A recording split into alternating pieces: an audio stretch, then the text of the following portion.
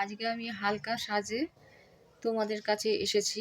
খুব বেশি কিছু ইউজ করিনি, জাস্ট সুইস বিউটির আইব্রো প্যালেটটা আমি ইউজ করেছি।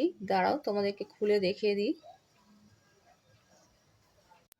এই দেখো, 4টে শেড আছে, দেখতেই পাচ্ছ। ব্ল্যাক, ব্রাউন, অ্যাশ আর একটা ক্রিমের মতন থাকে, যেটা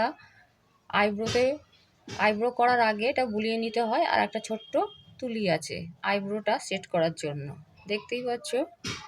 আর সিম্পল ল্যাকমির এই লিপস্টিকটা লাগিয়েছি।